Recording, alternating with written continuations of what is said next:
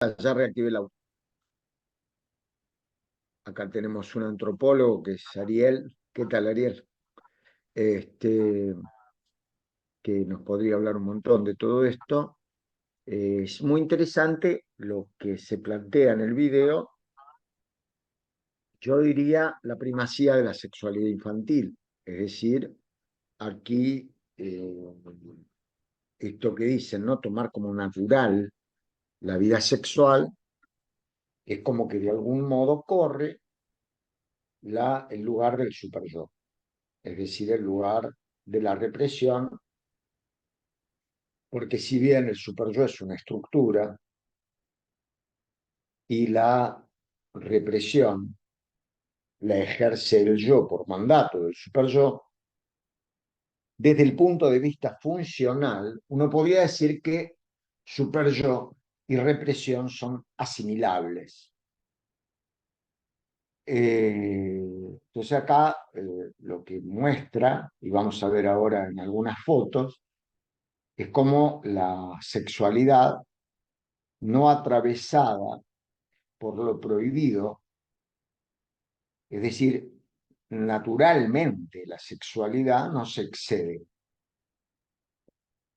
Es decir, la sexualidad humana no se excede en la medida de lo prohibido. Cuando las prohibiciones individuales y las prohibiciones colectivas imperan, empiezan a aparecer, constantemente estamos escuchando, las situaciones dramáticas que adquiere la sexualidad en términos de abusos, violencia, etcétera, etcétera. Pero la naturalización de la sexualidad como un hecho de la vida, así como lo tomaban inclusive, como vemos, ¿no? Los principios de la India, no, hasta puede constituirse en una honra a los dioses. No es el único pueblo, por ejemplo, los pueblos de la Edad Media, cuando no, ¿cómo es, Ariel? Nicea, a veces lo hemos hablado, Ariade, ¿cómo es? Mircea,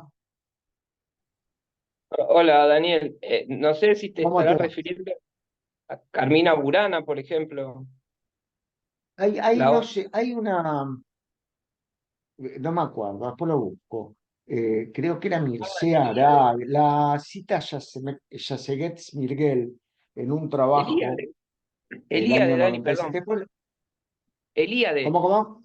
Mircea ¿Cómo Elíade, era? Elíade es Es, el apellido, es. Mircea Elíade. Ahí está, perfecto, gracias, Ariel.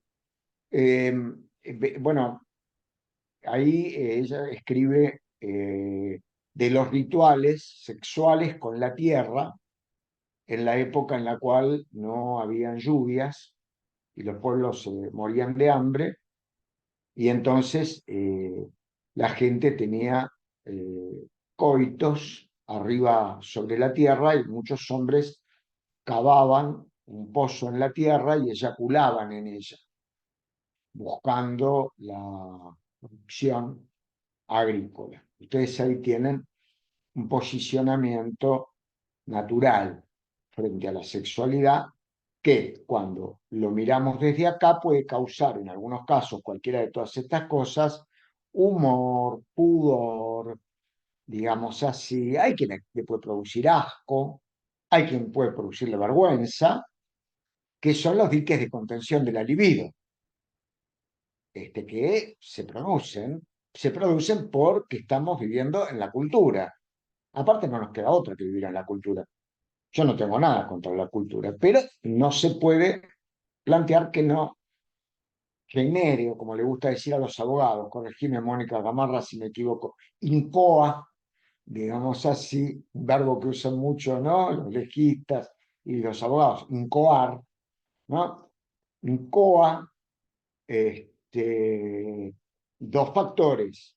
El malestar en la cultura consiste en la represión de la sexualidad, la inevitable represión de la sexualidad y la compulsión a trabajar. Bueno, pasamos a Y las fotos. de todos Sí, modos, perdón.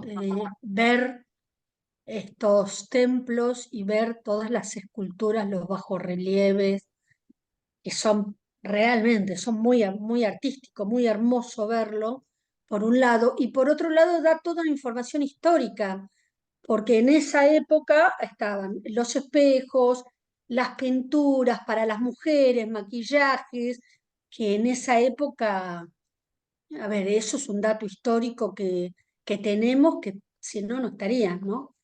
Pero la verdad que es impresionante ver todos los... Ahí los tenés, dale, seguí vos. Sí, bueno, no, esas fotos creo que son nuestras, Daniel, ¿no? Esas fotos son nuestras, Sí. son al Bueno, natural. claro, y cada uno, obviamente que había, miren lo que es esto, miren, no, esto es impresionante verlo. Eh, Pasaba así, tenían artistas, digamos así, de oficio, que trabajaban a la mañana, a la tarde, a la noche, a la mañana, a la tarde, iban cambiando los obreros, digamos, de la escultura, iban cambiando de horario, pero trabajaban permanentemente sobre mira, ahí Ariel está poniendo algo. Sí, sí, Mircea Sobre, Eliade, tal cual. sobre los planos, digamos, del templo. Y realmente, bueno, ahí salió, ahí salió el Buda, ahí salió Bueno, el ese es el más maestro. importante de todo. Pero fíjense, porque fíjense que son bajos relieves, o sea, ellos hacían, por un lado, el relieve y después el bajo relieve y después lo pegaban en el templo. Y realmente es una... Todo remite a adorar a Dios, porque atrás hay animales medio mitológicos, digamos, que, que son alusivos a lo religioso, ¿no? Y en cada, ven, ahí hay un elefante. Los elefantes en la India son muy importantes. Un Rita. elefante, un perro. Y todos tienen movimiento, que es un movimiento de baile. Bueno, y todo eh, está, y eso se nota, está esculpido eh, como situaciones cotidianas sexuales que eran en ofrenda, digamos así, a los dioses. Que por otro lado, los dioses allá en la India tienen características humanas, con lo cual en ese templo hay muchos dioses teniendo sexo con muchas mujeres, porque los dioses eran humanos, tenían diferentes representaciones de humanos y de animal. Por ejemplo, a Shiva, si yo no, bueno, acá Estamos está, acá aparecen dos dos dioses. dioses humanos. A Shiva, por ejemplo, cuando se presenta en la tierra, quien lo alimenta es una vaca, ¿no? Y entonces ahí hay toda una cuestión de las diferentes eh, etapas kármicas, digamos, de los dioses, que son de humanos, animales, bueno, pero y hacían las cosas que hacían los humanos. Bueno, acá Bueno, ves, eso, nada está el más. grupo de monumentos de Curazao, es un grupo de templos hindúes jainistas en el Pradesh. distrito de Sharpur, ¿no? Ahí está Sharpur, no sé qué, a 175 kilómetros al sureste de Hanshi, a 10 kilómetros, bla, bla, bla, bla, bla, bla, en el distrito de Chhatarpur. Es muy interesante si quieren indagar en esta ciudad y su estructura. Bueno, ahí tenemos, como ustedes ven, esto traído de allá de la India, el Kama Sutra, pero lo que más me interesa, justamente en función de lo que estaba diciendo Estela y lo que veníamos diciendo, yo lo voy a leer directo acá del libro que lo tengo, son los títulos del Kama Sutra, aparte de una introducción. Fíjense, Un acápite es la vida del ciudadano. En ese marco, el otro punto es hacer el amor. El otro punto es el cortejo. El otro punto es el matrimonio, a lo cual le dan una importancia vital los indios. Luego hay otro capítulo, las esposas de otros hombres. Después el estatuto que tiene la amante para ellos, la cortesana. Y luego lo que ellos llaman los filtros del amor. Como ustedes verán, creo que hasta acá llegamos, ¿no? Con fotitos y todo esto. Como ustedes verán, no se trata de ningún tipo de exposición pornográfica, porque inclusive cada una de las posiciones sexuales que plantean dentro del libro tiene una significatividad en donde, como decía Estela, estos dioses que casi me atrevería, de atrevido nomás que soy, a comparar con lo que Winnicott llamaba fenómenos transicionales, uno diría entre la deidad y lo humano.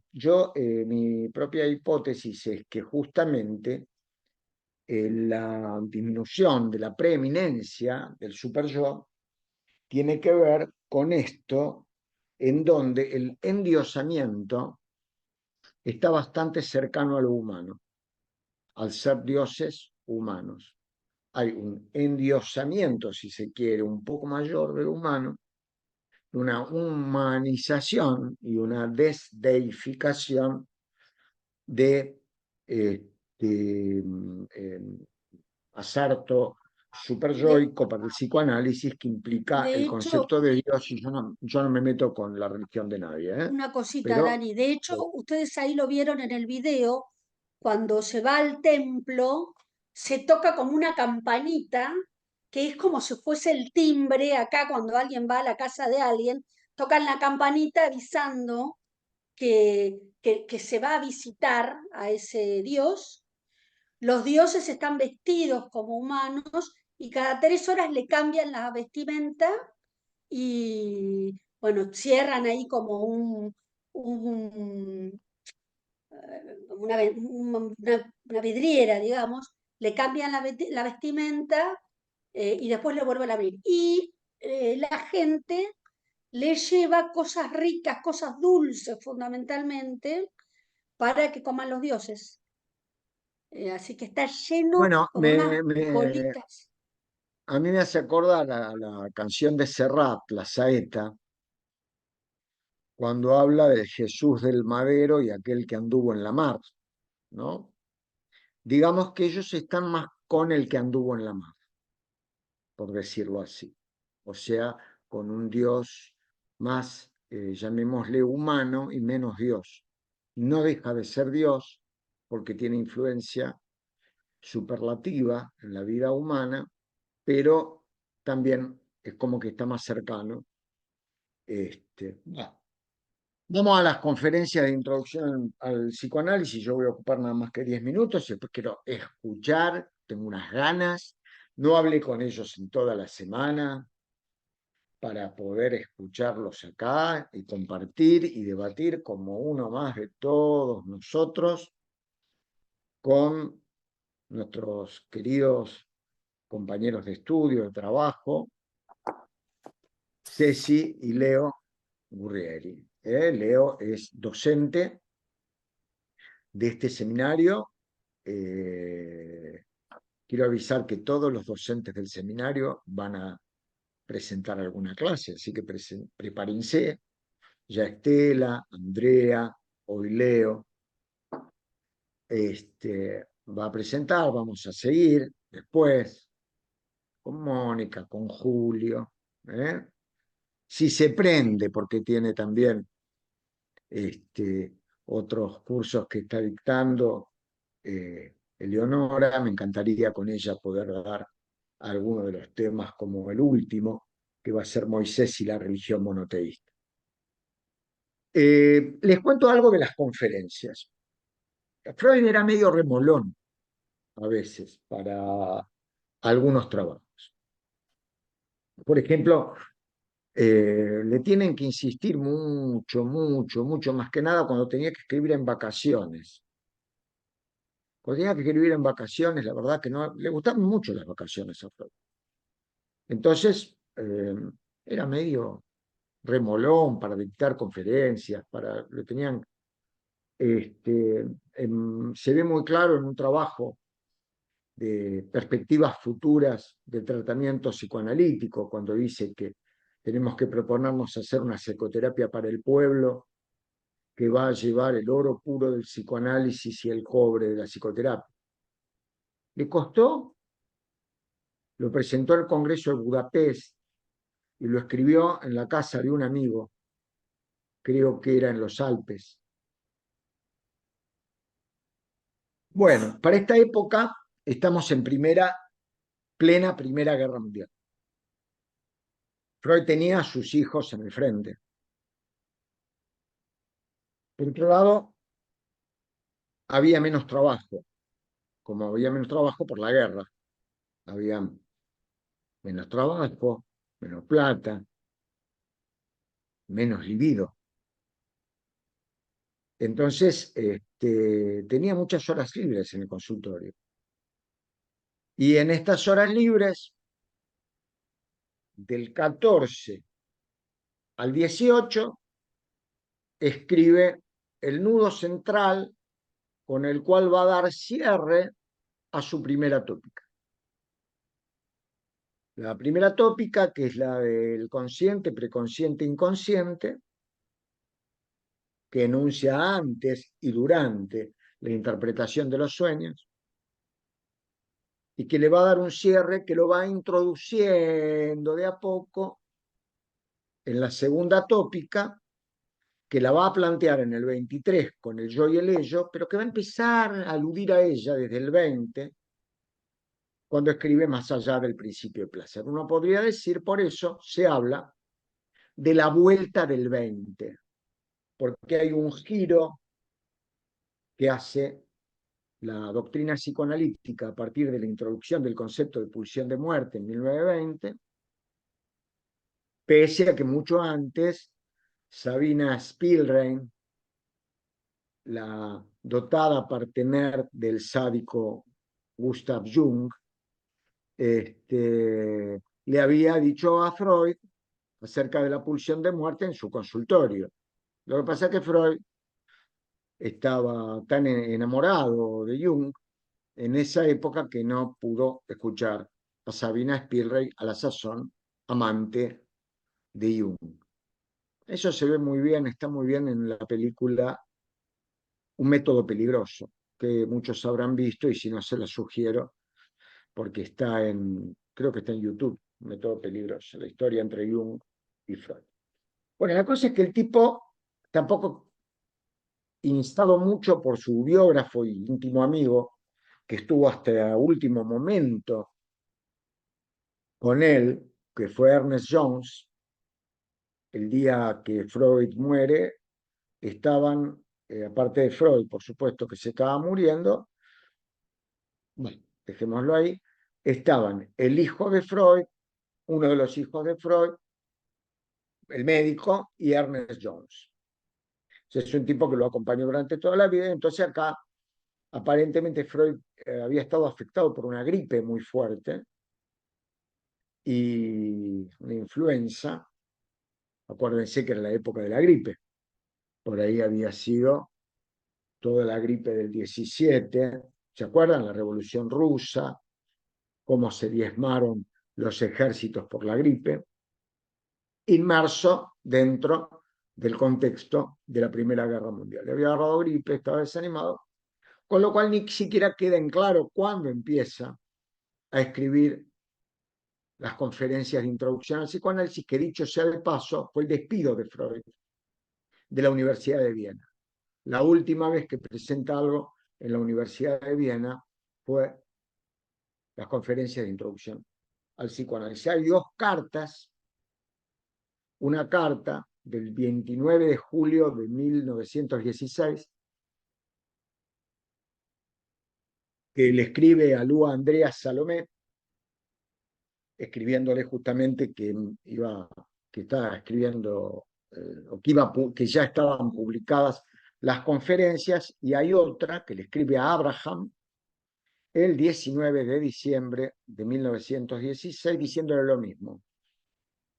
Con lo cual hay un periodo ahí que no sabemos bien qué le pasó a Freud entre julio y diciembre de ese año, en donde plantea dos fechas distintas. Cuando uno lee cada una de estas conferencias, que están divididas en tres partes, esta es la segunda conferencia, la que hoy vamos a hablar, de la tercera parte, aunque perfectamente se las podría dividir en dos, porque en una presenta las expresiones del inconsciente y luego avala las expresiones del inconsciente. Más, nos hace un cachetazo con las conferencias Freud, porque cuando termina cada artículo prácticamente siempre dice que lo que está hablando no lo está hablando para hablar de lo que está hablando, sino que hay algo que está más allá.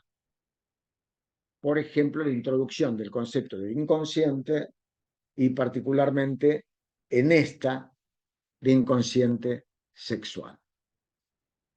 Bueno, les voy a leer una mínima síntesis, si tengo la suerte de que mi perro se calle, una pequeña síntesis sobre un resumen de esta conferencia antes que Leo y Ceci, bueno, nos cuenten un poco qué les pareció y podamos debatir entre todos. Yo les cuento que Freud va a decir que si se convierte la función de la reproducción en el núcleo de la sexualidad, cosa que va a repetir en Más allá del principio de placer.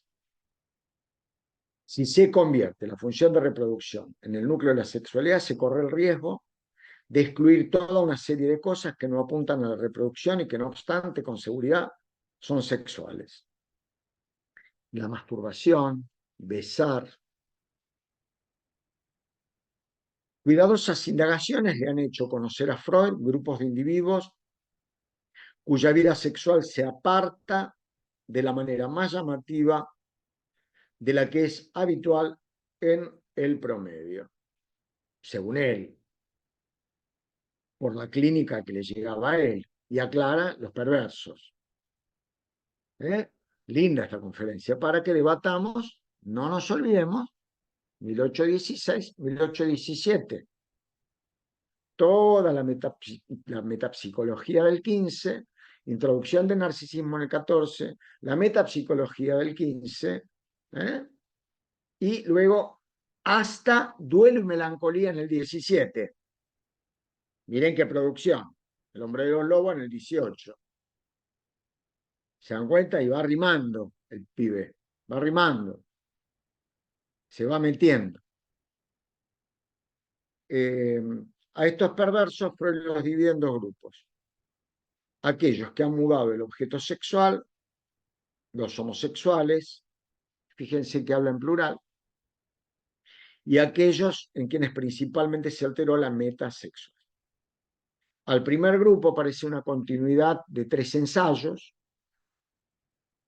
Los que mudaron el objeto sexual pertenecen a los que renunciaron a la unión de los dos genitales. Y en el acto sexual los constituyen con un compañero, por otra parte, o región del cuerpo. Al hacerlo, se sobreponen a la falta del dispositivo orgánico y al impedimento del asco. Boca, ano, en lugar de vagina. También están los otros para los que cuentan los genitales, mas no a causa de sus funciones sexuales, sino de otras. En ellos se advierte que las funciones excretorias siguen siendo capaces de atraer sobre sí el pleno interés sexual. Otros se han resignado enteramente como objeto a los genitales, elevando en su reemplazo otras partes del cuerpo a condición que el objeto anhela, a condición de sustituir al objeto anhelado. el pecho de la mujer, el pie una trenza. Estamos hablando de los fetichistas. Viene después los que no se interesan siquiera por una parte del cuerpo, pues una pieza de la indumentaria, otra forma de fetichismo, le llena todos los deseos. Un zapato, una ropa interior. Y por último, las personas que reclaman el objeto total, pero le hacen determinadas demandas raras, horrendas, va a decir Freud. Por ejemplo, pone la necrofilia. Ustedes saben que en los cementerios, por ahí les voy a contar algo que saben, por ahí les voy a contar algo que les va a llamar mucho la atención. Hay tipos que van y pagan para poder tener relaciones sexuales con un muerto. Esto pasa, ¿eh? No es chiste. Es parte de las cosas que no se denuncian, pero bueno, pasan. El otro grupo, los que mudaron la meta sexual, está constituido por los perversos, por supuesto que una estructura así, necrofilia, necrofagia, coprofilia, todo eso, son más tirando para el lado de la psicosis. Y por ahí capaz que podemos estar en la problemática de lo fronterizo, ¿no?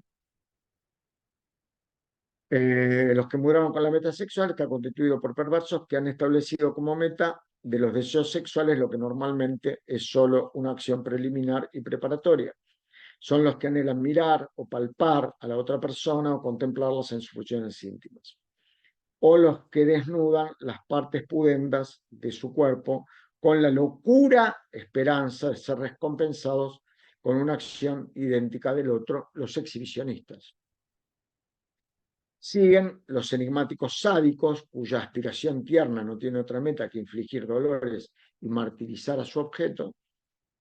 Y para contrabalancearlo, su correspondiente, los masoquistas, cuyo único placer es soportar de su objeto amado toda clase de humillaciones y martirios, tanto en forma simbólica como real. Por último, hay que saber que cada uno de estos grupos existe de dos maneras. Junto a los que buscan su satisfacción sexual en la realidad, existen otros que se contentan con imágenes meramente esta satisfacción. A estos últimos no les hace falta ningún objeto, pues los sustituyen en la fantasía. Ahora bien, ¿qué aptitud se adopta, se pregunta Freud, frente a estas maneras inusuales de satisfacción sexual? La neurosis histérica puede hacer sus síntomas en todos los sistemas de órgano y por esa vía perturbar todas las funciones. El análisis muestra que en ello encuentran exteriorización, todas las mociones llamadas perversas que quieren sustituir a los genitales. Estos se comportan entonces como genitales sustitutivos. Y justamente la sintomatología de la histeria nos llevó a comprender que los órganos del cuerpo han de reconocérseles, además de su papel funcional, una significación sexual, erógena. Fíjense lo que dice, que los órganos del cuerpo. Ya acá no está limitando la zona erógena a una zona específica. Vamos a decir que en el yo y el ello, el cuerpo todo va a ser una zona erógena, pero acá lo tienen a Freud en esta conferencia anticipándonos ese concepto. Por este camino, Freud llega a su segunda novedad. La investigación psicoanalítica, en efecto, se ha visto precisada a tomar consideración también por la vida sexual del niño. Y ello debido, por cierto, a que en el análisis de los síntomas en adultos, los recuerdos y ocurrencias por regla general reconducirán a los primeros años de la infancia. Se llegó entonces al siguiente resultado. Todas las inclinaciones perversas arraigan en la infancia. Los niños tienen toda la disposición a ellas y la ponen en práctica en una medida que corresponde a su inmadurez. En suma, la sexualidad perversa no es otra cosa que la sexualidad infantil aumentada, descompuesta en sus mociones singulares. Que los niños no posean ninguna vida sexual hasta los 11, 14 años es un error. Lo que despierta en ese periodo es la función de reproducción. Este error es tendencioso y tienen su fuente en el hecho, se imaginaban cuánto lo amaban a Freud por decir esto, ¿no? Lo adoraban. Este error es tendencioso y tiene su fuente en el hecho de que todos fuimos niños y estuvimos sometidos a la influencia de la educación. Se prohibieron y desalentaron en el niño casi todas las prácticas sexuales, se estableció como meta ideal conformar asexuada la vida del niño. Se calificaron las exteriorizaciones bajo el título de malas costumbres de los niños. El periodo que contradice el prejuicio en la práctica asexuada, que llega a quinto o sexto año, es cubierto después en la mayoría de las personas por una amnesia. En este punto, Freud, ya termino, expone lo que más claramente puede averiguarse acerca de la vida sexual del niño y es el concepto de libido. Exactamente igual que el hambre, dice acá, la libido está destinada a nombrar la fuerza en la cual se exterioriza la pulsión, en este caso la pulsión sexual, en el caso del hambre, la pulsión de nutrición. Todavía estaba con la división entre pulsiones de autoconservación y pulsión sexual. Bueno, ya termina, es el último párrafo. Las primeras nociones de sexualidad infantil aparecen en el lactante, apuntaladas en otras funciones importantes para la vida, recepción del alimento, por ejemplo. Luego requiere repetir la acción de recepción de alimentos sin pedir que se vuelva a dar, ya que no está bajo la pulsión de hambre, sino que chupotea porque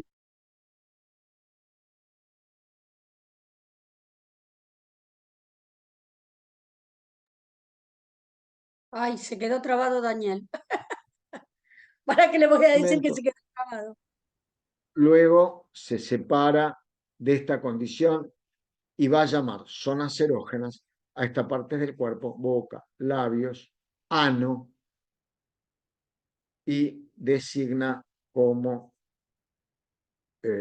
sexuales a la misma. Bueno, yo voy a llegar hasta acá, porque si no me consumo yo todo el tiempo.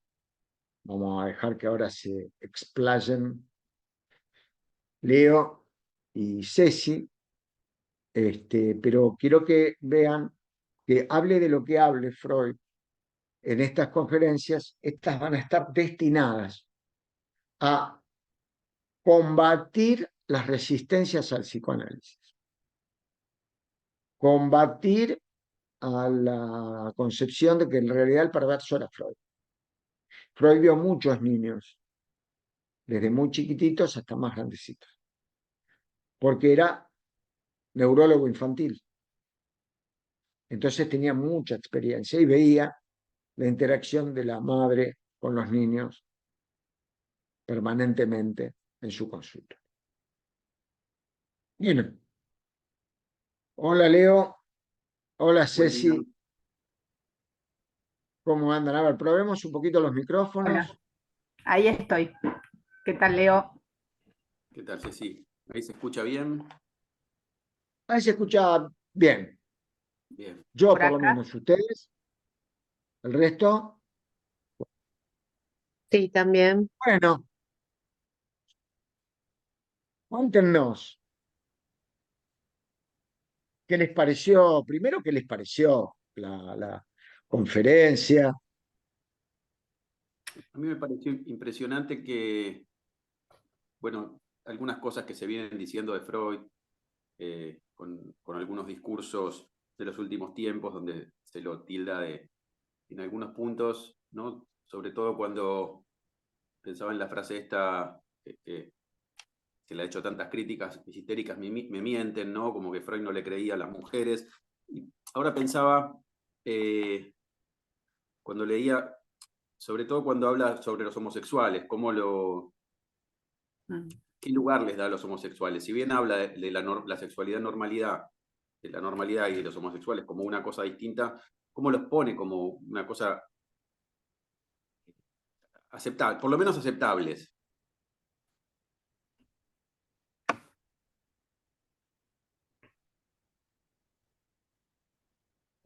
Yo quiero hacer una aclaración. Cuando Freud habla normalidad, habla de la norma. Y cuando habla de una norma, no se olviden que está hablando de algo sociocultural. La utilización del término normal es lo que era la norma aceptada, ¿sí? No contrapone normal con patológico. Claro. Cuidado con eso. Norma. Y aparte, acuérdense que está hablándole a un medio hostil. Ustedes se imaginan a Freud hablando ahí de perversos polimorfos de los niños y haciendo un apoyo al movimiento LGBT, etcétera, etcétera. Directamente le daban la pena de muerte, lo colgaban. Entonces, no se olviden de esto que digo siempre, que decía el gran filósofo, un gran filósofo, que era que todos no podemos separarnos ni de nuestro pellejo ni de nuestra época. Es decir, él está hablando en su época. Hoy hablaríamos con otros términos, seguramente, pero qué bueno lo que señalas, Leo. ¿Qué más te pasó con esta lectura, verdad? Lo primero que me llamó la atención fue eso, me parecía eso, pensando en la época impresionante de Freud, cómo se dispone a hablar de estas cosas. Me parece importante tener claro estas lecturas también para con estos discursos de esta época, donde se habla de Freud ubicándolo en lugares que nada tiene que ver, al contrario.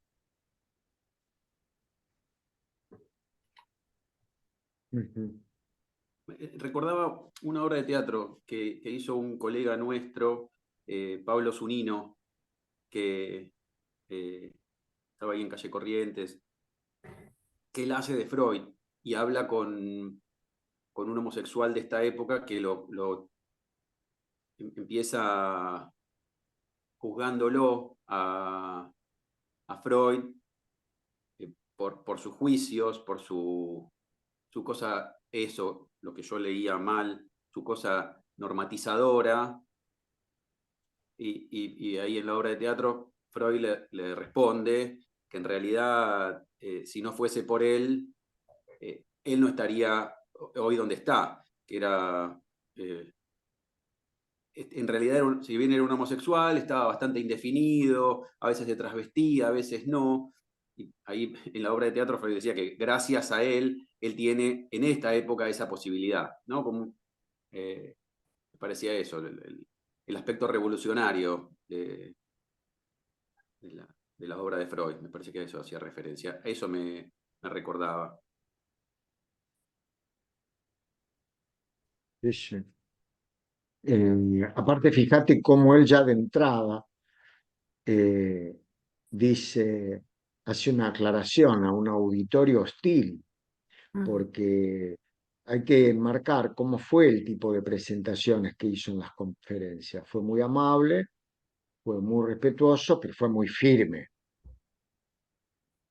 porque como dice Piera Polanyi respecto a la violencia primaria, él tenía que imponer ciertas ideas. Acá tiene una frase, por ejemplo: ya veo que les disgusta que tome en broma cosas tan serias. ¿No? En la primera página de la conferencia, las primeras líneas. Porque estaba ante un auditorio que lo burlaba. A ver, si nos podemos trasladar, a ver, estamos en la Universidad de Viena. Él había ganado por concurso el título de profesor, Herr Professor, como se le decía en aquel momento, en 1897, cuando deja de llamar a la represión patológica, porque empieza a considerar toda represión patológica. Le guste a quien le guste y puede haber quien no le guste, ¿por qué no? Pero acá tiene que enfrentar a un auditorio hostil. ¿Qué me está diciendo de los niños? De que esto perdure en el adulto. No leo. Una gran hostilidad. No sé si Ceci quería decir algo antes, me parece. No, digamos, a mí la lectura la hice varias veces porque, bueno, es difícil para mí todavía entender algunas cuestiones, ¿no? Pero cuando vos haces referencia a esto y lo que Leo marcaba, me parece que los puso como que enfrentó en ese momento a ese auditorio, a ellos mismos en silencio, ¿no? Creo que fue como que, a ver, ¿qué me está diciendo y qué es lo que estoy sintiendo que yo reprimo, ¿no? Reprimo o escondo. Esta es la sensación que a mí me dio leyendo. Y después, en lo que a mí respecta, en la parte que a mí me tocaba, que fue una confusión de números que tuvimos con Leo, pero me pareció muy esclarecedor, porque hace, no sé si divisiones, pero pone como en su lugar de lo que tomaba de la lectura de Leo, lo que son los perversos, es decir, fue para mí muy esclarecedor. Después cuando habla realmente de lo que es la sexualidad del niño, bueno, ahí también, ¿no? Explica, yo lo tomé desde ese lugar, lo sentí desde ese lugar. Insisto en mi en mucha ignorancia, pero no ignorancia por no, digo esto de ignorancia porque carezco de lectura, todavía tengo que Menos adentrarme mal. mucho más, entonces hay cosas que me parecen, pero no sé si son, entonces por eso digo esto de, hay cosas que me parecieron esclarecedoras en el recorrido, ¿no? De la lectura y fundamentalmente entender qué es lo que le pasa a un niño y por qué los adultos nos avergonzamos, ¿no? Y trayendo lo que vos decías, Daniel, y lo que estaba explicando Estela con referencia a esas imágenes, esto de lo natural, en realidad el sexo es algo que está, que tenemos. Y sí también es cierto que no podemos exhibirlo, ¿no? Como en las figuras. Pero, Está muy bien esto. pero Porque vos bueno, dirías entonces, introducís un tema muy importante que es el tema de la sublimación. Que una cuestión es el exhibicionismo y otra cuestión es el arte. Los desnudos, por ejemplo, en el arte. Pero yo también quería subrayar, siguiéndolos a ustedes, y particularmente señalando algo que ponía en evidencia Leo, que subrayen esto que no es tenido en cuenta. Freud no habla de la homosexualidad, habla de las homosexualidades. Que un autor no se explaye acerca de un tema no significa que no lo esté planteando. De hecho, les puedo contar que si les parece, ¿no? Vamos intercalando entre los tres. ¿Les parece, sí, sí. Leo, Ceci? Que nosotros, por ejemplo, yo cuando trabajaba en el Borda, me acuerdo que observábamos la siguiente situación en esquizofrénicos.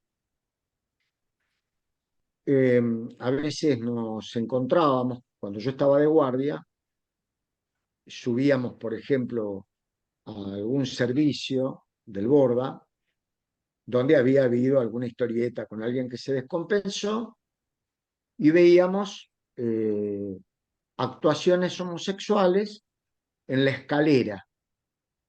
En la escalera habían haciendo diversas cosas. Cuando, por ejemplo, dentro de una estructura psicótica, en un individuo previamente autodefinido como heterosexual, exhibiendo, además, no en privado, exhibiendo, un tipo delirante, un tipo que había estado hablándote de los platos voladores, llevaba a cabo, en términos de acting, la homosexualidad, uno veía una disminución del delirio y las alucinaciones. Cuando pasaban al acto, ¿por qué? Porque, ¿cuáles son los límites de la mente? A ver, hoy me pongo medio más físico cuántico que psicoanalista. Los límites de la mente son el acto y el soma. ¿Qué es lo que uno puede decir? Está por fuera de lo psíquico. Más no que lo psíquico no pueda irse allí. Cuando se excede la esfera de lo psíquico, se va o al acto o al soma. Ya no Pensaba en puede esto. dirimirse el conflicto en la esfera de lo psíquico. Entonces está el pasaje al acting, el acto y, en cierto sentido, las enfermedades psicosomáticas o las expresiones somáticas del conflicto. Por otro lado, siguiendo con la vida sexual de los seres humanos, se enlaza con la cuestión del síntoma en este sentido. Cuando uno piensa el síntoma, lo piensa en 4 sentidos, digamos. Uno, toma nuestra temática de hoy. Por un lado, uno puede decir que el síntoma es la expresión de una transacción entre el deseo y la defensa. Es decir, entre la pulsión y la represión, por decirlo de alguna manera. Es una doctrina de transacción, una formación sustitutiva. Otra es la alteración de una función psíquica o la aparición de una nueva. Esto se ve clarito en el historial de Ana O. de Breuer. Después tenemos otra concepción que es muy importante, que es una, y es la que más nos importa, los síntomas es una presentación degradada de la sexualidad humana. Freud dice que el síntoma es la vida sexual de los neuróticos. Porque, digamos así, reduce en su síntoma la vida sexual. Ayer, con un paciente particularmente agorafóbico, me planteaba una determinada situación en donde, por diversos motivos, no podía salir a encontrarse con un grupo de personas.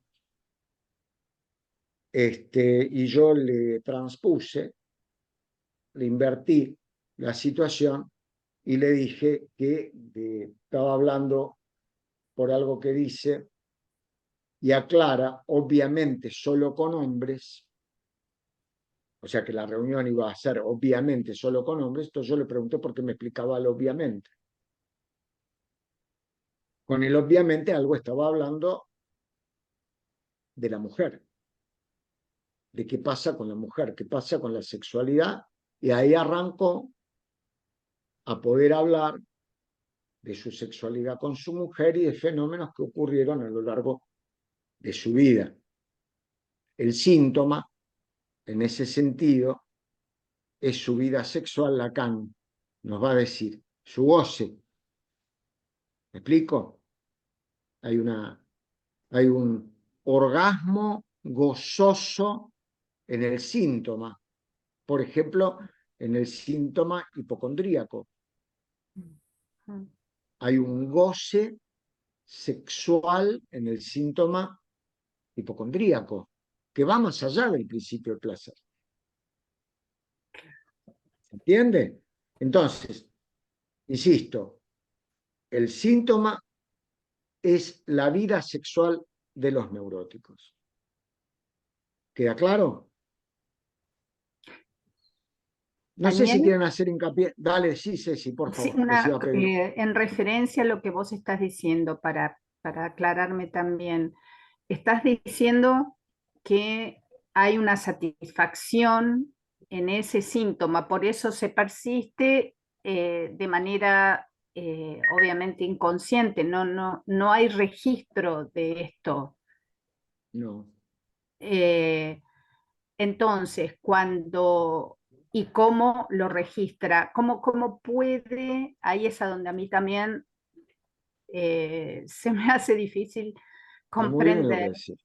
Bueno, y cómo digamos, puede deshacer ese síntoma, porque cuando se dé cuenta eh, o sigue habiendo resistencia y por eso lo mantiene. Hay un punto Muy bien, muy bien, muy bien. es lo que en la clínica lacaniana se suele decir, que al paciente lo que no se le puede decir así directamente es que su forma, su síntoma es su manera de gozar, que es su vida sexual, porque por lo menos no así directamente, ¿no? Porque nos manda a pasear, sin dudas. Eso va a llevar un tiempo, el tiempo en que él se vaya escuchando y se vaya enterando de esto. Tal cual. Coincido totalmente de lo que está planteando Leo. Yo subrayaría la palabra tiempo y haría una ampliación, que es muy importante y que permite entrar también en lo que planteaba Ceci, porque ese tiempo que Lacan le atribuye al sujeto, ese tiempo, uno diría en términos freudianos, elaborativo, también es el tiempo que se tiene que dar el analista, digamos, ¿no? Para no entrar en aquello que conocemos como psicoanálisis silvestre o psicoanálisis salvaje. Porque te voy a decir algo, Ceci, que va a ser muy subvirtiente respecto de lo que estamos trabajando. El analista no trabaja para que se supriman los síntomas. A mí me gusta decir, usando una metáfora farmacológica, que la superación de los síntomas es un efecto adverso, si se quiere, o un efecto en paralelo al trabajo analítico. ¿Por qué consulta un sujeto y de dónde deduce uno que su sintomatología es su vida sexual? Supongamos por un momento que consulta con nosotros un paciente, una paciente que tiene una tos persistente. Aquello que en Dora Freud llama tusis nervosa. Lo tienen, como una carrasperita. Yo tengo ahora un paciente con esas características.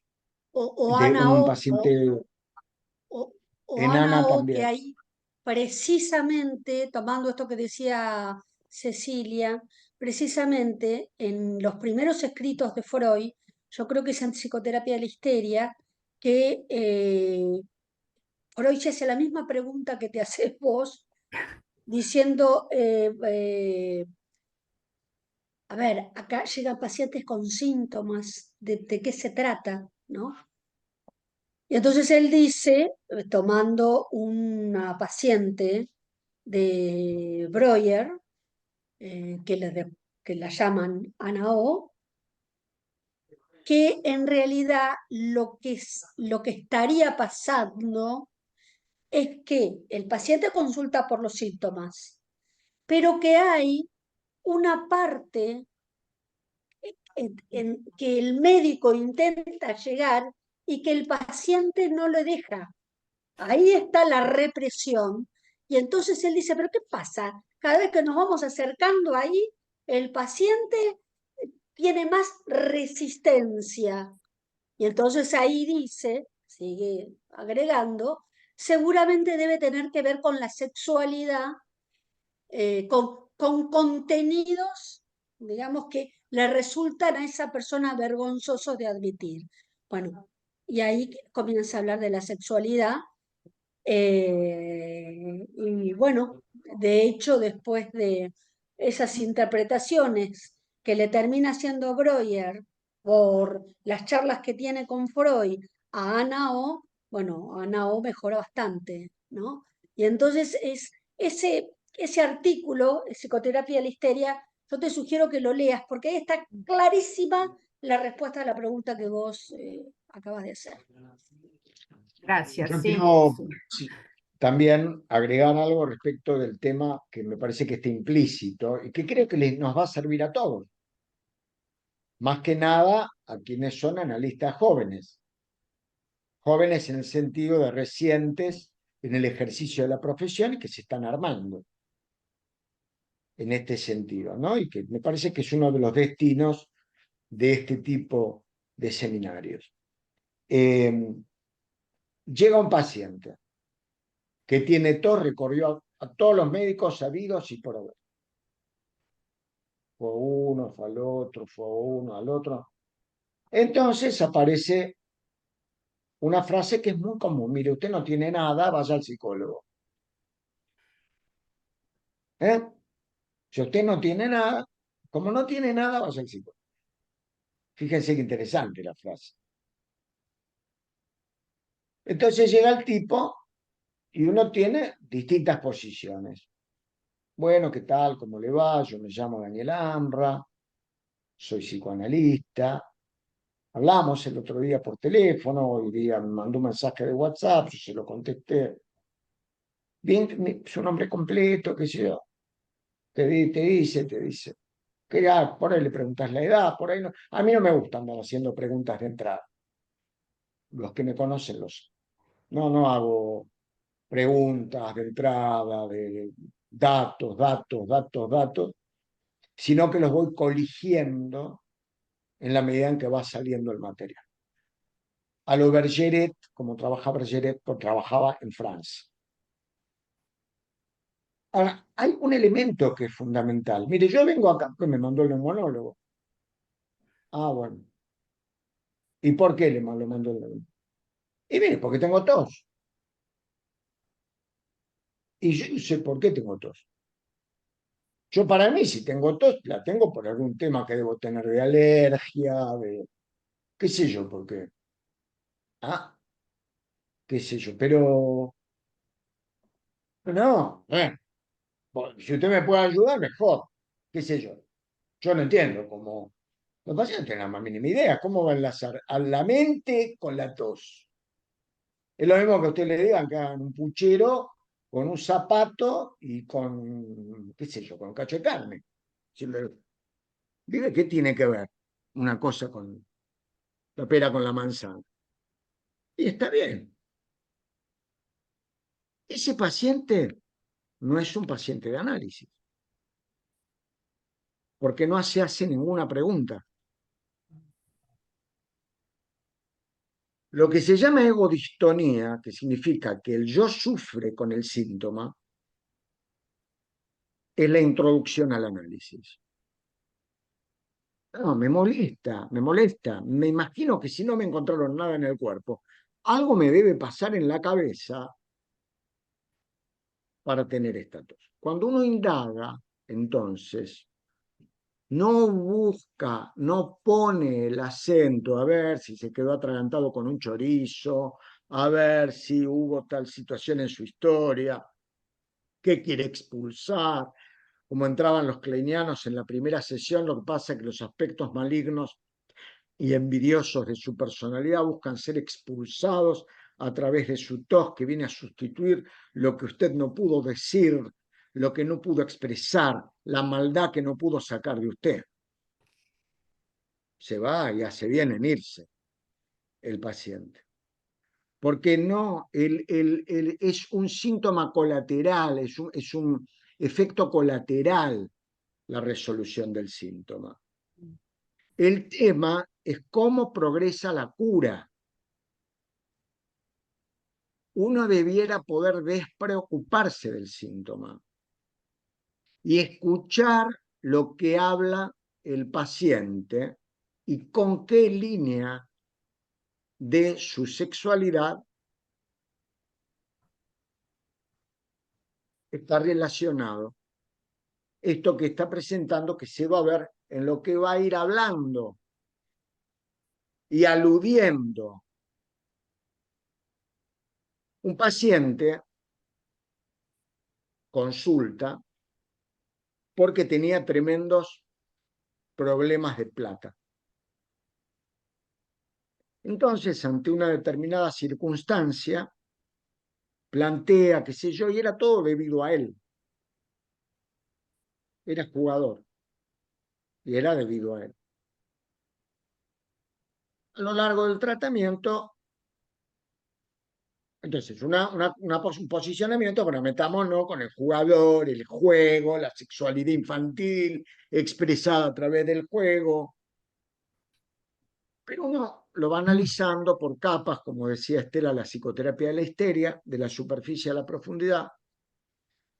Y en un momento el paciente plantea que tiene ideas de muerte en el transcurso del análisis.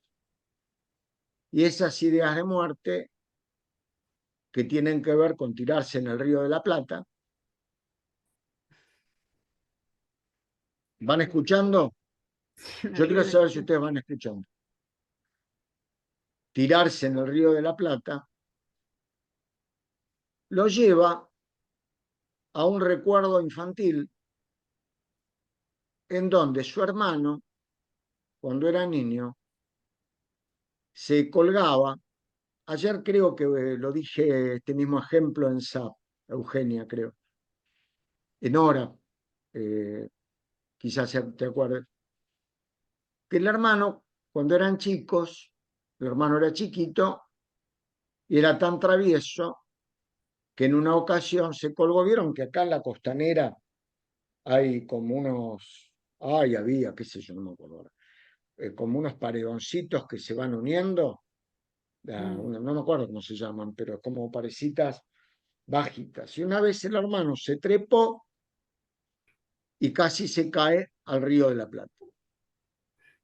Y otra vez asoció, paso siguiente, asocia que él,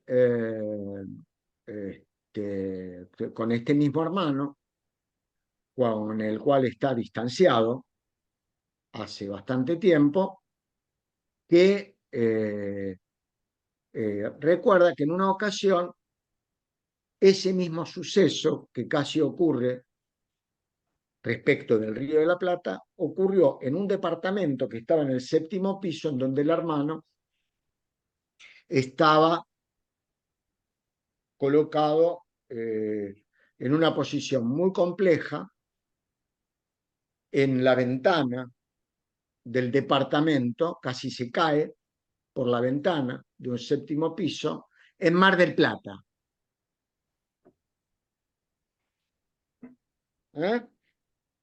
Plata, plata, plata. Bueno, su problema es la plata,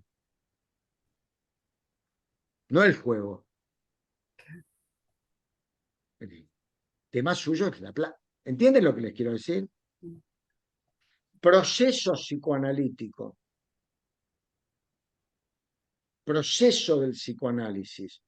La intervención directa sobre el síntoma lo refuerza. Uno escucha el síntoma, escucha la molestia que le produce el síntoma al paciente en su calidad de vida. Un paciente insistía hace poco tiempo en manifestaciones que tiene en el hígado. Manifestaciones que tiene en el hígado. Entonces, ¿Qué tal el hígado? Ponele, lo recibís en una sesión, ya está en proceso analítico. No, el hígado no es nada. Mi problema es cuánto me molestan las hemorroides. ¿Entienden? Entonces vamos viendo que estamos igual, ¿no? En el tema de lo anal, porque estamos en lo digestivo. ¿Se entiende? Esta es la indagatoria. Este es el modo, el sentido. ¿Mm? Chicos, algo que agregar acerca del papel que Freud le hace jugar aquí a la educación. ¿Alguna reflexión que tengan alguno de los dos sobre el lugar que le da Freud al proceso educativo de los niños, la educación por parte de los padres y la educación por parte de los educadores? A mí se me presenta la palabra restringir. Restringe y posiblemente si educar significa transmitir, creo que lo que en esa época, y me atrevo a decir lo que pasa también en esta época, es que no hay una transmisión de lo que es en realidad la sexualidad, me parece.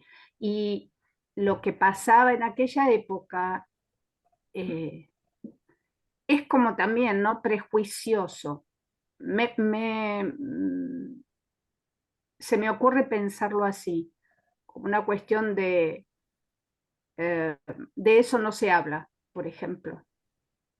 Eh, Sí, sí, no sé, sí. Sí, porque siempre que se necesita favorecer a la cultura por sobre lo humanístico, sobre lo humano propio, a la cultura como concepto general, por favor, no a la cultura como fenómenos culturales, como los que acabamos de presentar al principio, que son maravillosos. Son la manifestación y la perduración de la historia de una civilización a lo largo del tiempo, digamos, ¿no? Entre otras cosas. Pero la cultura represora, yo diría, en esto de la restricción que vos hablás, siempre va a ejercer su constitución sobre la base de la restricción de la sexualidad, de la vida sexual humana. ¿Me explico? La, se establece, como todo ocurre en la vida humana, la restricción de la sexualidad en sus opuestos. Por ejemplo, en nuestra época, y esto hace mucho al sentido del psicoanálisis contemporáneo, hay un fenómeno que funciona igual que la represión de la sexualidad, que es el exceso de sexualidad. Más que de sexualidad, yo diría el hedonismo. Lo que se observa es que hay una producción que inclusive, y esto hace más cuando vayamos hablando algo de pacientes fronterizos, en donde el como sí del fronterizo, el pseudo-self del fronterizo, es una identificación con el narcisismo de los padres. Entonces aparece una exacerbación hedonista de la libido por sobre la ternura. En ese sentido, la represión de la sexualidad genera un fenómeno de exacerbación del fenómeno sexual por el fenómeno sexual en sí. Yo no tengo nada contra eso. Pero quiero decir que eso también produce efectos culturales restrictivos y represores. Esto que bien se llama hedonismo. Hay algunos telos que están sobre yo estoy hablando hace años, sobre uno decían que era de una artista muy conocida, muy difundida, no voy a decir el nombre, puedo decir el apodo, porque el apodo, la Su, punto. Que estaba mano derecha de la autopista 25 de Mayo, la que va a Morón, la que va al oeste, que se llamaba hedonismo, digamos, así de una... En realidad no hay espacio para la ternura, con lo cual guarda con la represión, porque la represión puede ser por exceso de la represión de la sexualidad o por la represión de la ternura, que da paso a una sexualidad sintomática, compulsiva, típica de los pacientes fronterizos. En donde hay la sexualidad, la vida sexual de los seres humanos se transforma en compulsiva, se impone, cae la preeminencia del deseo y es sustituida por una compulsión. Una de las características de los funcionamientos fronterizos es el funcionamiento perverso polimorfo. Yo me resisto a denominar como perversos a aquellos sujetos que se autoperciben del modo en el que se autoperciben, como sea, y que ejecutan su sexualidad como se les canta con quien está de acuerdo, punto. Ahí no hay ningún problema que abordar. Salvo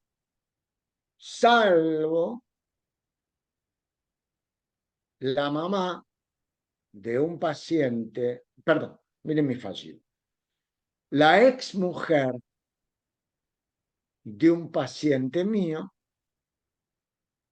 frente a la cual el padre, mi paciente, está luchando desde el punto de vista legal, que ella autopercibe al hijo como mujer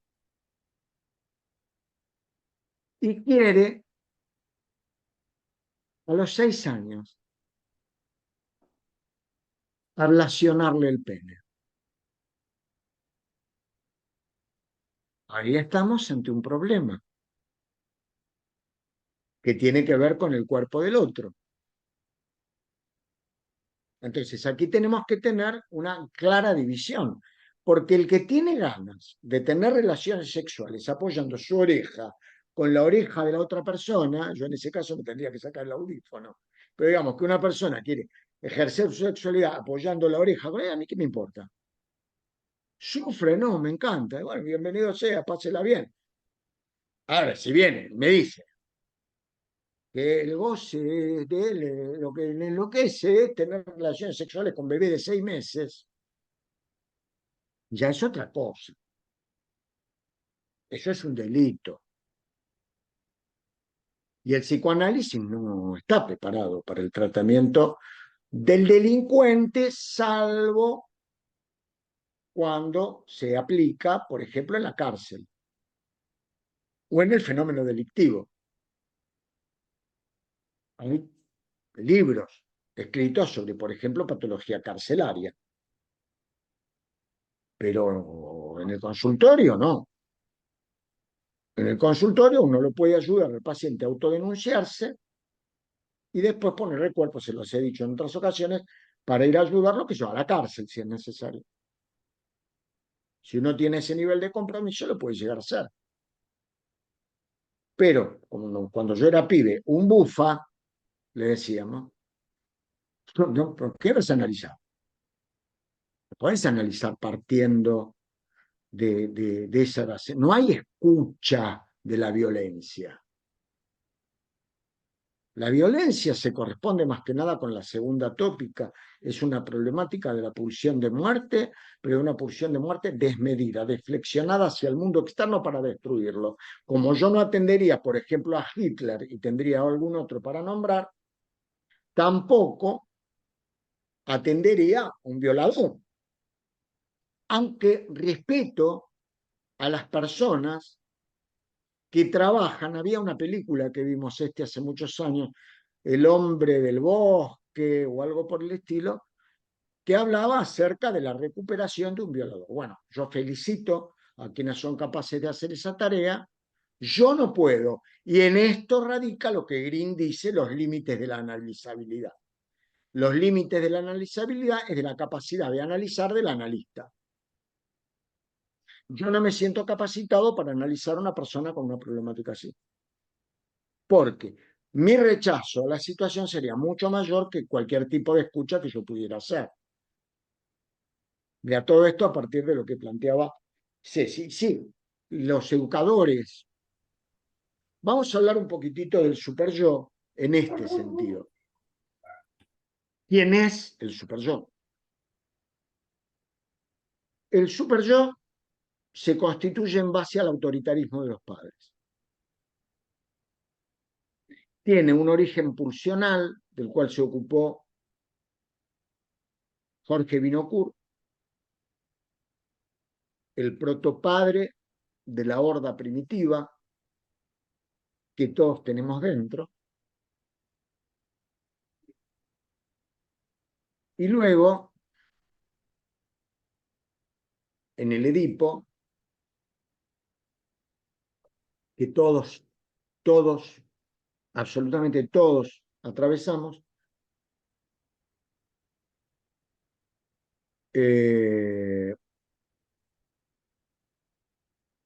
va a estar representado. A ver, esperen un poco porque me olvidé. Se me fue la cabeza, estaba pensando en otra cosa y me fue la cabeza lo que les estaba hablando. Háganme acordar, Helen. Háganme recordar. Estaba, porque en el Edipo, el protopadre, dije, el padre al cual le es asignada la castración, al super. Entonces, es heredero del complejo de Edipo, pero, claro, gracias, Diego, está constituido por lo que se llaman las identificaciones secundarias. Las identificaciones primarias van a formar el yo y las identificaciones secundarias van a formar el superyo. Ese superyo va a estar hecho a medida del autoritarismo de los padres. Y el autoritarismo de los padres va a estar a la medida del autoritarismo de la cultura. El autoritarismo de los padres hace el autoritarismo de la cultura y vuelve en otra generación a través del autoritarismo de los padres. Y así, por eso se dice que el superyo más importante no es el de los padres, sino el de los abuelos. Porque a través de los abuelos, que son los padres de los padres, y luego a través de los padres, hacia uno, es el modo en el que se expresa la cultura. La cultura se transmite a través de los padres. Aparte de las otras dimensiones de difusión de la cultura. Ese superyo va a ser entonces quien lleve a estimular el proceso represivo que va a ejecutar el yo, y la vida sexual humana va a estar representada por los síntomas. Ustedes, Leo y Ceci, cuando quieran me interrumpen. ¿Se entiende? No sé si, Leo, tenés algo que decir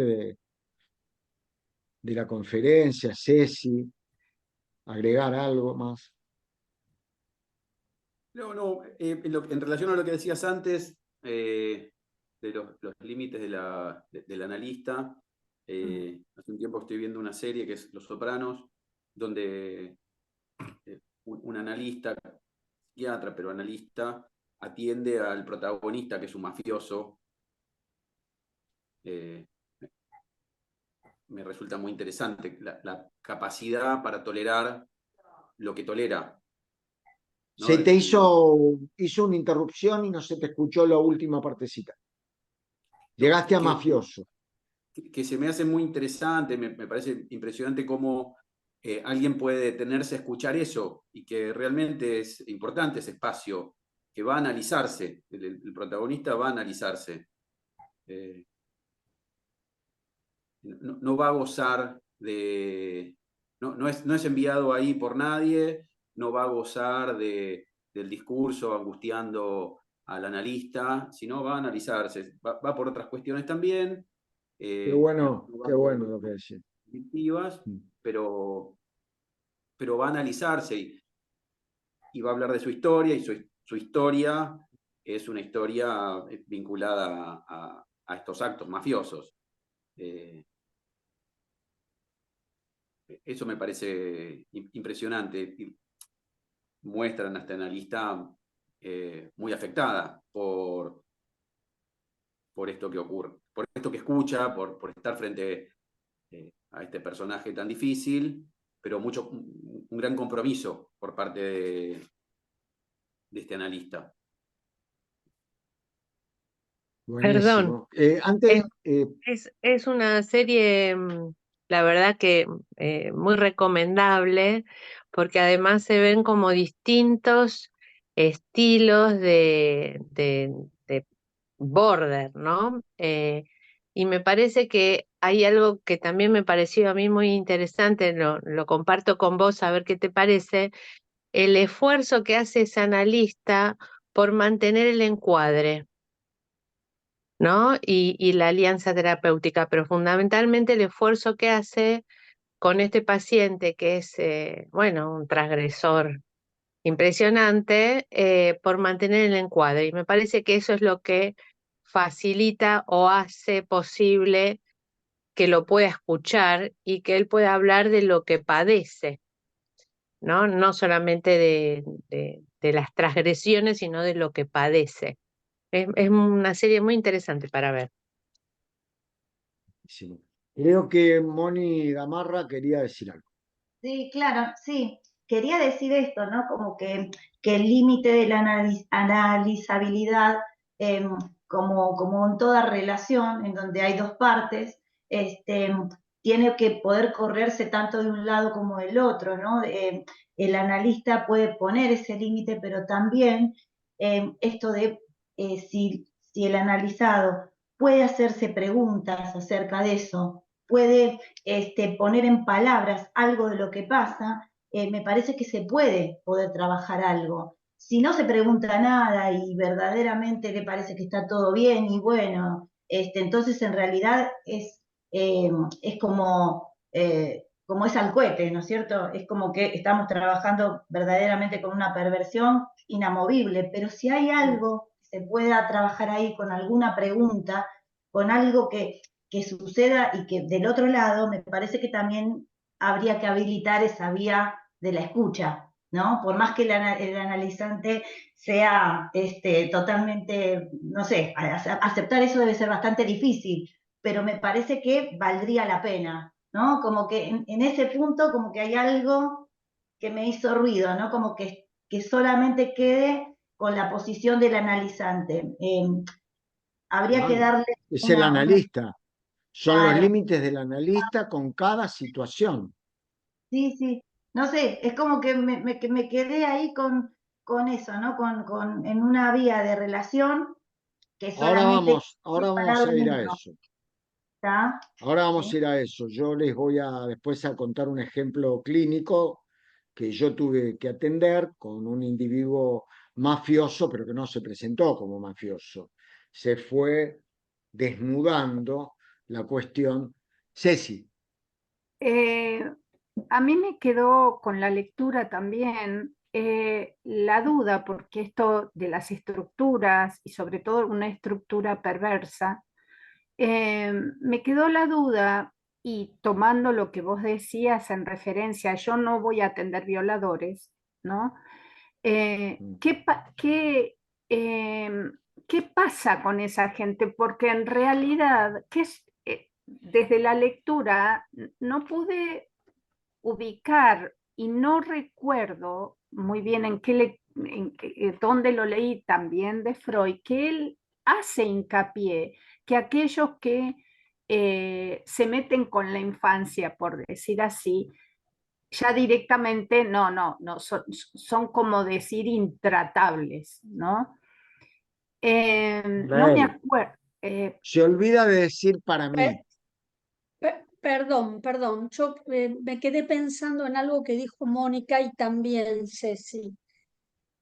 Lo que pasa es que nosotros estamos hablando por ahí de cuadros representativos, pero por otro lado aparecen en el consultorio personas que viven, por ejemplo, la sexualidad o la sexualidad propia como una, digamos, como una situación perversa y se presentan como posibles perversos cuando en realidad no lo son. Y hay ahí pregunta, y hay cuestionamiento, y hay análisis que tiene que ver no con la perversión propia, sino con el sentimiento de perversión que tienen respecto de la sexualidad. Entonces, ese paciente es analizable. Claro. ¿Se entiende? Clarísimo. Que no necesariamente es un perverso, que hay personas que son perversas, que pueden consultar y que pueden consultar para ejecutar la perversión con el analista. Bueno, ahí el analista verá en qué momento se da cuenta de eso y si sigue, si no sigue, si qué hace, ¿no? No sé, por ejemplo, yo tuve una entrevista con un paciente y yo sentí que me vino a probar. Y entonces yo le respondí que, bueno, por ahí yo no lo podía ayudar a lo que ¿De él qué modo? venía, yo no lo podía ayudar a lo que él venía, pero yo lo podía ayudar en otras cosas. Que vaya, que vuelva a su casa, que lo piense y que cualquier cosa me llame. Bueno, desde luego no me llamó. Pero digo, una cosa es el que actúa la perversión, que uno se da cuenta y uno analista, empieza a pensar por qué está ahí ese paciente. Y Perdón, otro Esther, es el que se perdón. siente, Quiero, espera, que ya termino y te digo. El que siente la sexualidad como una perversión y no lo puede manejar y se siente un perverso sin serlo. Entonces, con ese sí se puede te quiero trabajar, hacer porque una es lo que pregunta él sobre el siente. ejemplo. El ejemplo creo que tiene que ver con un paciente que te derivé yo. Sí, Claro, yo lo sé porque yo primero tuve una entrevista, ¿no? Como para mí es imposible seguirlo atendiendo por una cuestión de índole práctica, atiendo a su padre, pero el padre me pidió que excepcionalmente tuviera una entrevista con el hijo en términos psiquiátricos, con lo cual yo no lo podía atender. eh, eh, Le pregunté a Estela si podía verlo y de esa entrevista luego surgió, porque ustedes saben que entre los colegas, cuando atendemos, aunque sea transitoriamente en común, y ahí Estela me comentó algo, ¿me permitís que lo comente? no, Ah, bueno. Un determinado desarrollo en relación a mí, que a mí me sirve para pensar al padre, punto, nada más. Luego conté con un extraordinario colega que lo está analizando ahora a este muchacho.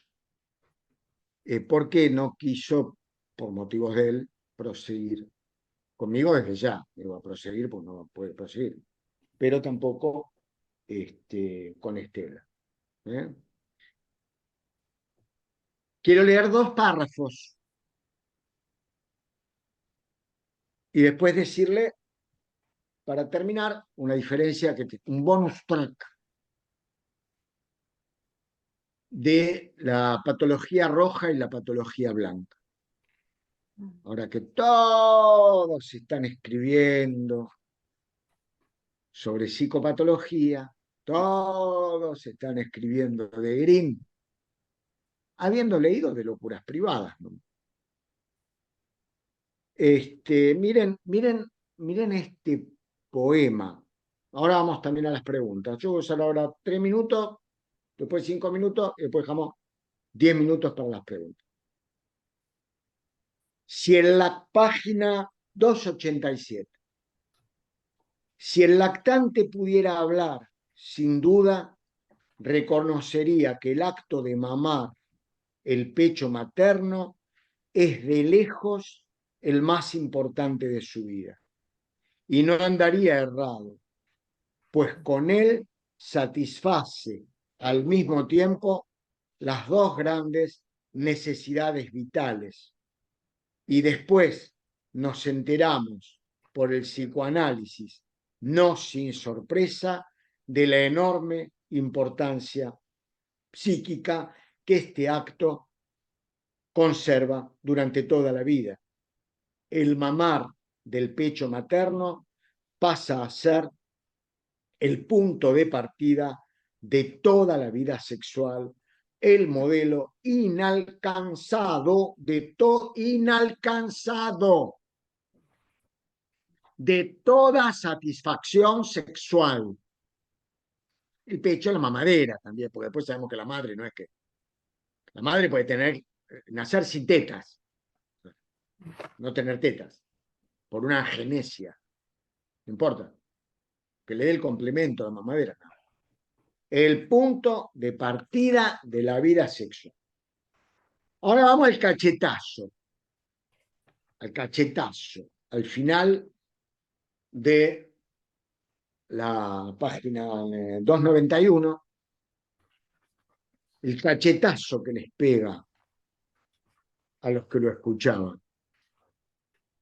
Siempre deja para el final, digamos, ¿no? Como la partitura, la última parte. Al que escuchan de fondo es el perro de mi hijo, que le encanta. Una de las cosas que más le gustan en la vida es cuando estamos dando clase con Estela, ladra. Le encanta. Y tiene un vozarrón impresionante. Disfrutémoslo como si fuera una música de fondo, ¿sí? Si no, nos volvemos locos. Ni yo puedo leer, ni ustedes pueden escuchar. Música de fondo, el ladrido de Ramón podría llamarse. Creamos una canción que se llama El ladrido de Ramón. Y dentro de poco vamos a tener un pequeño pitbull con Estela, que se suma a Vito, nuestro perro, que se va a llamar, el papá le puso el primer nombre, a la mamá no le gusta, se va a llamar Gómez. Le puse de nombre Gómez. Como un gato que teníamos, le puse de nombre Pérez, como contraposición al ratón, digamos, ¿no? Sin duda, habrán oído decir ustedes, estimados señores, que el psicoanálisis extiende de manera abusiva el concepto de lo sexual, con el propósito de sustentar las tesis sobre la causación sexual de la neurosis. Es decir, nos pega el cachetazo. Les estuve hablando de los síntomas durante todo el tiempo. Pito catalán. ¿Sabes lo que te quiero decir? Ya te conté que existía el inconsciente. Siempre es sexual. Jung. Metete los arquetipos en la neurosis de abandono que describió la escuela suiza. Bien al fondo, digamos. La neurosis de susto, perdón. Que es el único aporte que hizo. Está en la planche. Quienes tengan la planche, la neurosis de susto. Ahora pueden juzgar por sí mismos que la extensión que ustedes hacen es injustificada. Hemos ampliado, palabra que va a tomar Green, ampliado, nadie inventa nada. Freud no dice todo, pero no hay nada sin Freud. Ahora pueden jugar por sí mismos. Hemos ampliado el concepto de la sexualidad solo hasta el punto en que pueda abarcar también la vida sexual de los perversos y la de los niños. Quien quiera decir que maltrata a los perversos, como bien señalaba antes Leo, haciendo de este discernimiento, de que no es un maltrato, lo pone a la altura de los niños. Se está haciendo una descripción. Es decir, le hemos devuelto su extensión correcta. Lo que fuera del psicoanálisis se llama, lo que fuera del psicoanálisis se llama sexualidad, se refiere solo a una vida sexual restringida. Fuera del psicoanálisis, lo que fuera del psicoanálisis se denomina sexualidad. Se refiere solo a una vida sexual restringida, puesta al servicio de la reproducción y llamada normal. ¿Clarito? Clarito, Freud. 1916, creo que en mayo, junio. 1916. Escucharon esto, ¿no? Dos palabras. Patología roja, patología blanca. Miren. Hay una oposición clara entre neurosis y psicosis. Pero hay una oposición que no hay entre neurosis y psicosis. La neurosis, como estamos viendo hoy, de paso, ya les voy agradeciendo a Ceci y a Leo por el trabajo. Ahora vamos a adelantar la próxima. Tienen en común que así como la neurosis hace síntomas, la psicosis hace restituciones. Es decir, en la psicosis hay un parche respecto de la realidad por rechazo, repudio, forclusión, como ustedes quieran, pero referida a la realidad, que está emparchado por un parche que se llama delirio y también alucinación. Pero tanto la neurosis como la psicosis, gente que trabaja aparte en el hospital público, tengan en claro, se fundamenta en lo que se llama patología roja. ¿Qué significa roja? Que la representación está pintada. Es decir, en el síntoma se ve la representación psíquica. Pero en el delirio también. No hay delirio representacional. Hay toma de las representaciones, un cacho, arma una telita y mete el parche. ¿Por qué? Porque el delirio tiene un sentido. La patología blanca es la propia de los estados fronterizos. Porque el estado fronterizo, a diferencia de la psicosis, esto es lo que más le cuesta a la gente. Por eso les pido, es como una especie de bonus track, de gran regalo que les estoy haciendo. La patología blanca es por déficit de la representabilidad. Por eso cae muchas veces en el delirio el paciente borderline, vamos a llamarlo así, con una patología que suele ser a modo melancólico una psicosis esquizoafectiva. Porque el dilema, como lo va a trabajar en Narcisismo de vida, Narcisismo de muerte, Green, es delirar o morir. Morir es el vacío. ¿Cómo es la mente del fronterizo? Esto lo vamos a desarrollar con Mónica Gamarra después de la próxima clase del último miércoles, en donde la mitad voy a presentar a Kember y la mitad quiero que hablemos de hospital de día.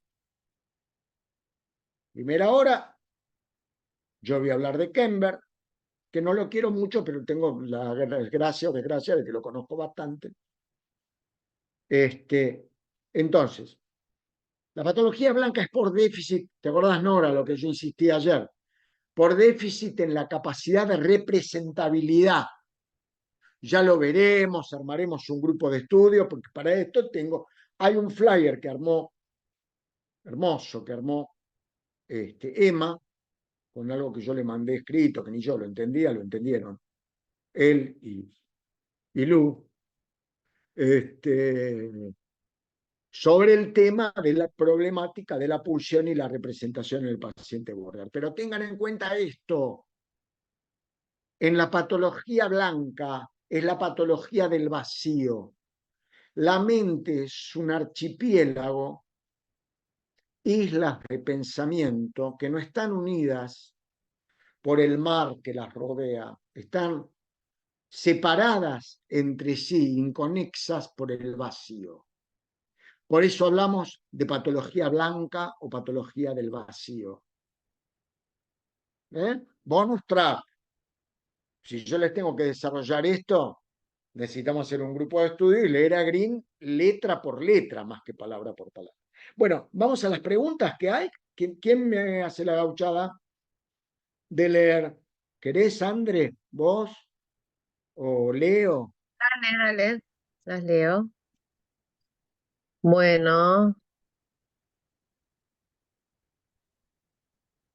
Bueno, te decía Ariel, que creo que se dijo que era Eliade, el filósofo historiador. Sí, Maravilloso. sí. Ale dice, sigue André, te están generando diciendo que estás de costado, pero calculo que por la lectura, ¿no? Sí, dame un segundo. Sí, No, es que estoy tranquila, tranquila. Está. con el celo. Dice, sigue generando polémica o llamando la atención hoy. Imagínate en un momento, y ahí lo dejó. Supongo que era sobre lo que estaba planteando Freud en aquel entonces. Mónica nos dice, otra de las críticas actuales que se le hace a Freud es que habló poco del abuso infantil o la pedofilia, y calculo que debe ser también por lo mismo que se plantea ahora el auditorio hostil que enfrentó Freud en aquella época. Juan Perdón, un José, segundo. sí, Perdón, sí, dale, dale. Perdón, dale, dale. Sí, sí, sí. ¿las figuras del templo hindú tenían imágenes de niños? Pregunta Juan José. Espera. Vamos a la pregunta primero de Moni. La otra Perdón, mejor que la responda Estela. Espera. Primero de la de Moni, después la de Juan La José. de Un Moni. segundo. bueno, pero que Sí, la de Moni está también vinculada. No, lo Ah, que pasa es que cuando Freud habla de la sexualidad infantil y sí. de toda la sexualidad infantil y de los progenitores, los educadores y las no. nanas, que él las llamaba Mm. las niñeras, ¿no? Ahí es donde todos se horrorizan y dicen, este tipo es un pedófilo. ¿Cómo va a hablar de sexualidad infantil? Todavía hoy hay, bueno, detractores de Freud, que es, ay, me sale Blecher, pero no, es Bunge, ahí está, Bunge. Bunge habla de Freud como pedófilo, ¿no? Bunge es un detractor Parece que que el dice, problema que tenía Bunge es que no tenía espejo en la casa. bueno, lo que pasa es que, bueno, Bunge decía esto de Freud, es una barbaridad. Lo que pasa es que en esa época, el hablar de que los niños tenían sexualidad, el hablar de la excitación que les provocaba los adultos a los niños cuando hacían determinadas cosas con los niños, y muchos abusaban inclusive, entonces a partir de ahí es que Bunge dice que Freud es pedófilo. Pero bueno, esto es una barbaridad.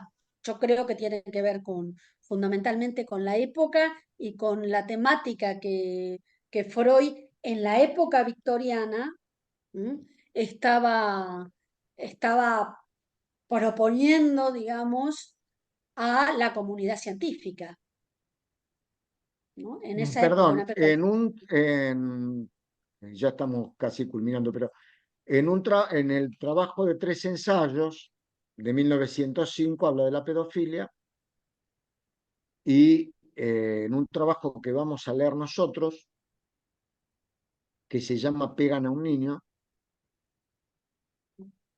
va a desarrollar este tipo de fantasías. Vamos, vos contestá, Estela, por Perdón, favor, una la de cosita Juanjo. más. No se olviden que en un artículo, en una carta en realidad, que Freud le hace a Fliss, que le dice, es una carta bastante conocida, que le dice, ya no creo en mis histéricas, porque las histéricas decían que habían abusado de ellas.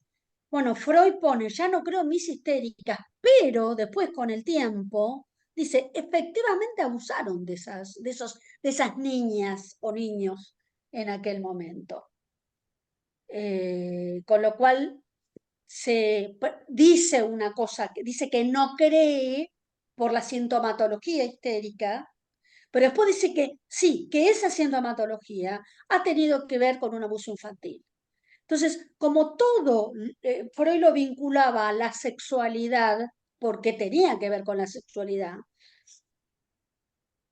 en esa época, que era la época victoriana, con toda la represión que había en esa época, bueno, obviamente muchos lo que decían era que Freud tenía una cuestión pedófila, que estaba como muy entusiasmado, digamos, al hablar de la sexualidad infantil. Estamos en la hora y yo ya tengo paciente, pero te pido que le respondas a Juan José en Bueno, 2 palabras. la otra pregunta, no hay niños, no, hay animales, porque los dioses tomaban formas humanas y tomaban formas de animales. Hay mujeres, hay hombres, pero niños no. Lo que ocurre es que las posiciones remiten a la sexualidad infantil. Las posiciones Bueno, repiten a la ver, sexualidad infantil, sí, pero niños no hay. bueno, vamos a hacer una cosa. Vamos a superar los duelos y nos vamos a ver el 18 de mayo, de acá a 2 sábados. Me gustaría que conduzca Estela con, espérate, porque nosotros, ¿cuál vimos? El recuerdo infantil, con el Moisés de Miguel Ángel, ¿te parece? Es para vos ese trabajo. Y a mí me encantaría que, por ejemplo, si podés, Nora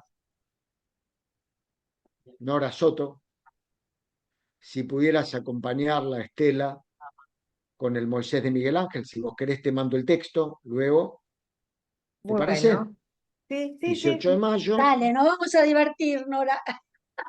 A los 90 años hace el Moisés Miguel Ángel. A los 90 años.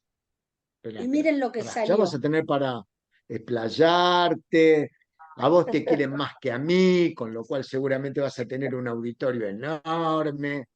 No te preocupes, aparte tienen razón en quererte más que a mí, porque por tus Porque virtudes. soy obviamente Haremos, mucho pero más sí, buena. déjame ahora seguir con esto. Y recuerden que el último viernes vamos a tener la posibilidad de exponer en el curso acerca de los pacientes borderline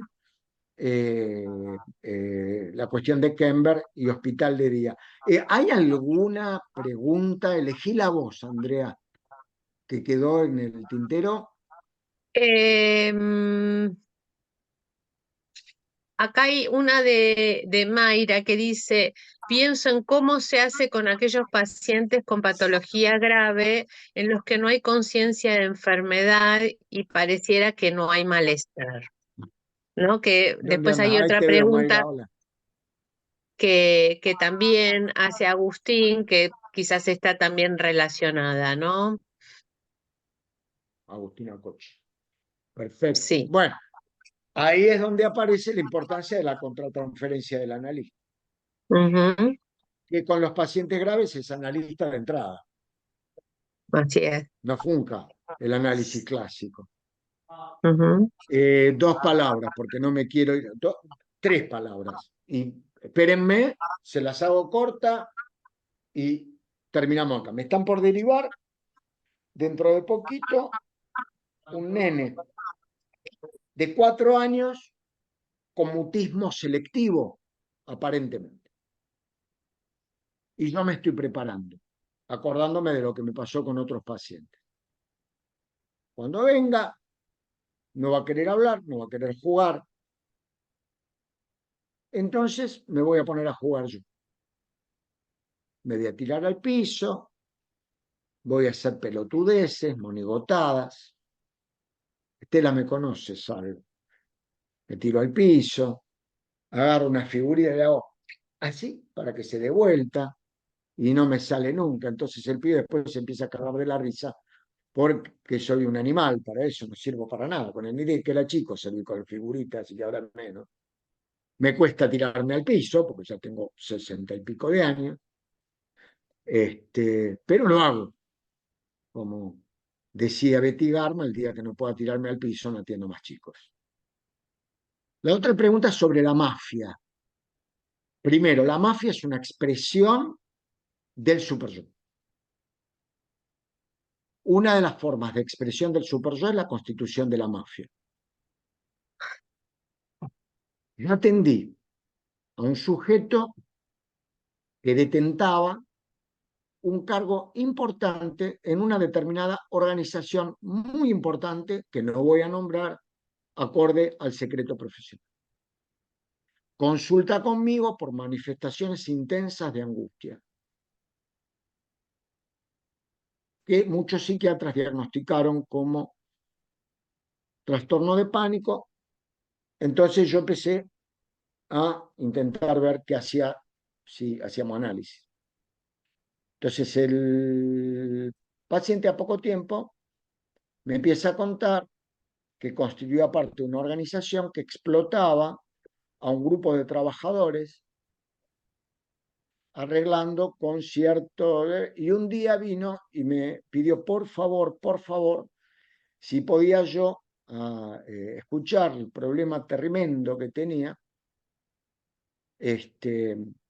uno de los sicarios que trabajaban para él.